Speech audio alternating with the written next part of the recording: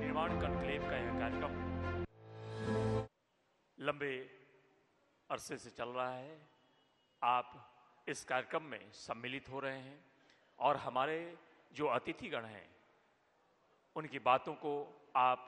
सुन रहे हैं और उनके सवाल जवाब भी आपके सामने आ रहे हैं, जिससे इस मिथिला कॉन्क्लेव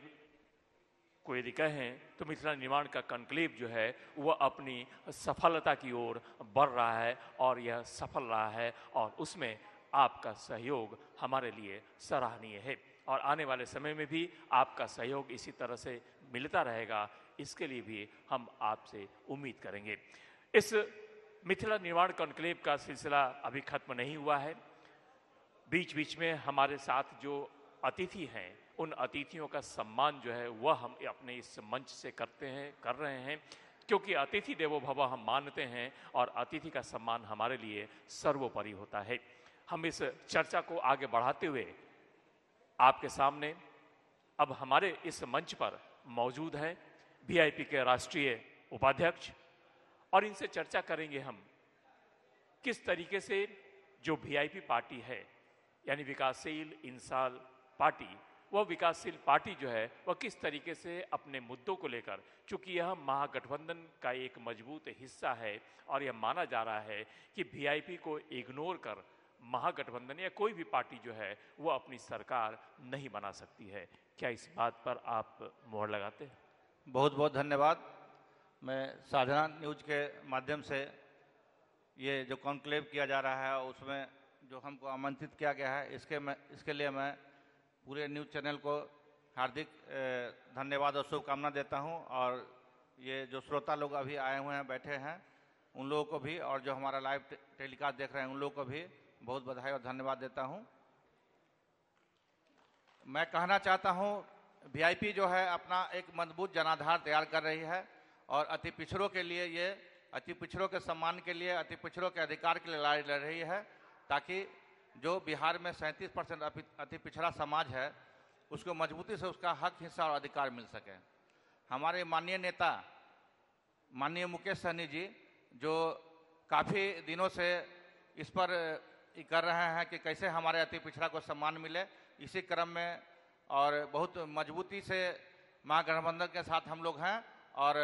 इस बार 2025 के विधानसभा चुनाव में हम लोग बहुत ज़्यादा मार्जिन से जीतकर मिथिला के सभी सीटों पर जीतकर कम से कम 7 या 8 सीट पर जीतकर हम ये सरकार महागठबंधन की बनाएंगे। धन्यवाद।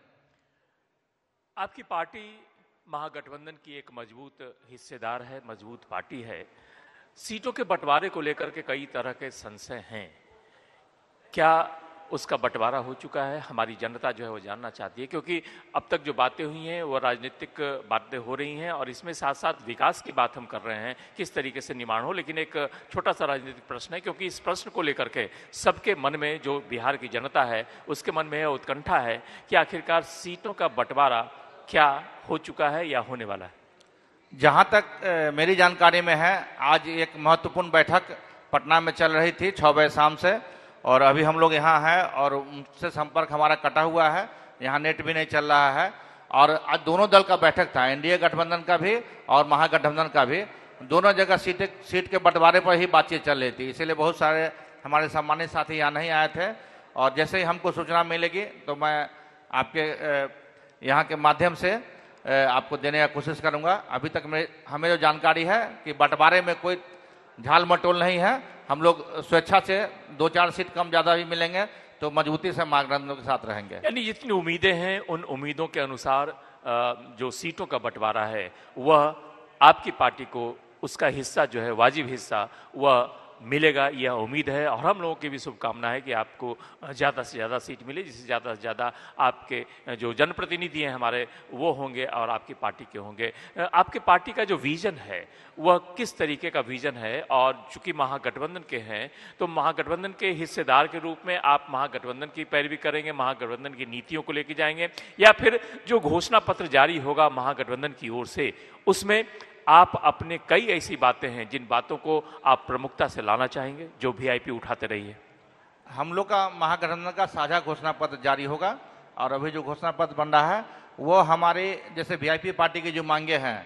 जैसे निषाद आरक्षण और जो मखाना पर जीएसटी लगाया गया है वो हटाया जाए, और माई बहन योजना जो हम लोग का सम्मिलित घोषणा पत्र में है लागू, जिसका हम लोग समर्थन करते हैं, वो एक ही साथ घोषणा पत्र महागठबंधन का जारी होगा, जिसमें हमारी वीआईपी पार्टी की भी सहमति बनेगी।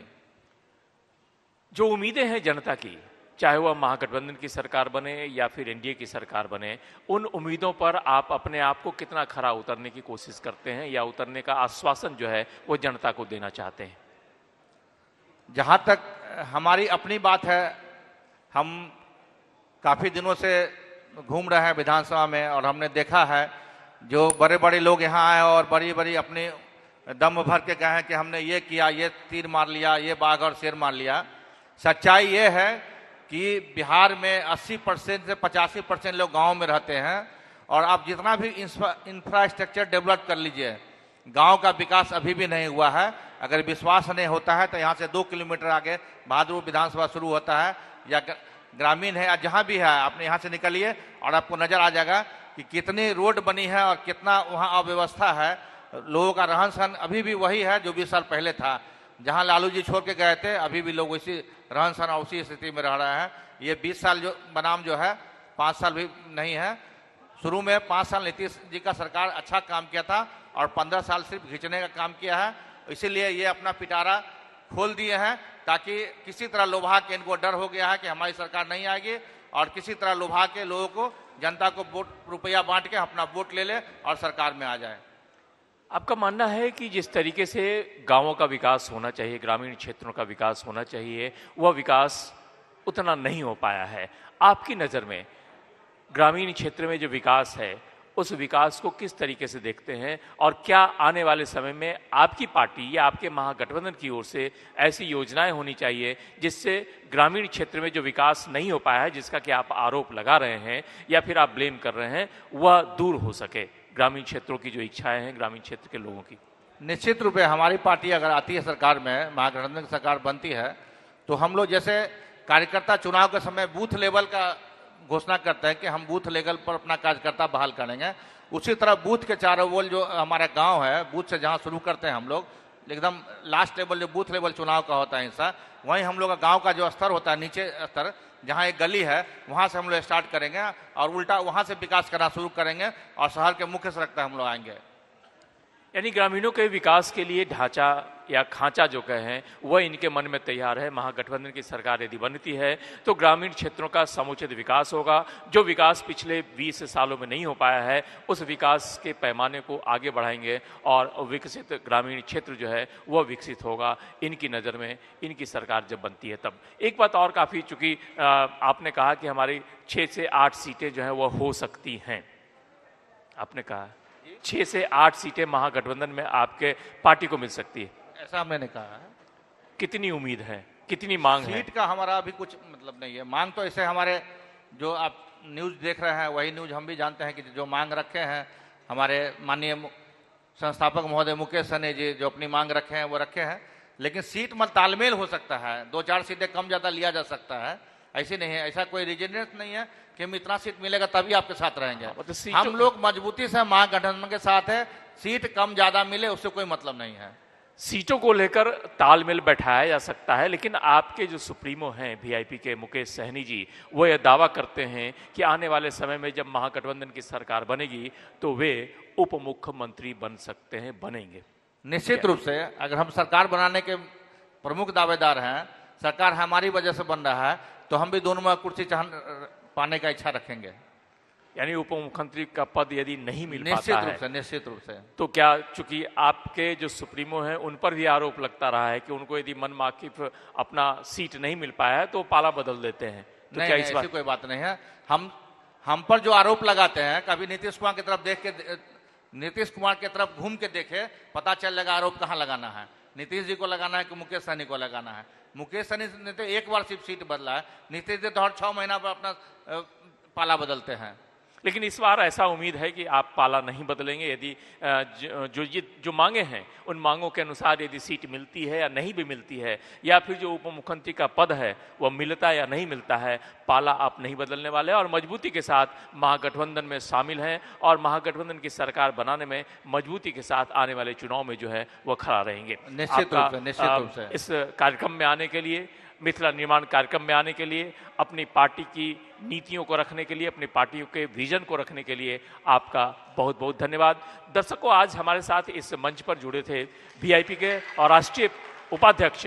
और इन्होंने अपनी बातों को सफलता के साथ और काफ़ी निर्भीकता के साथ और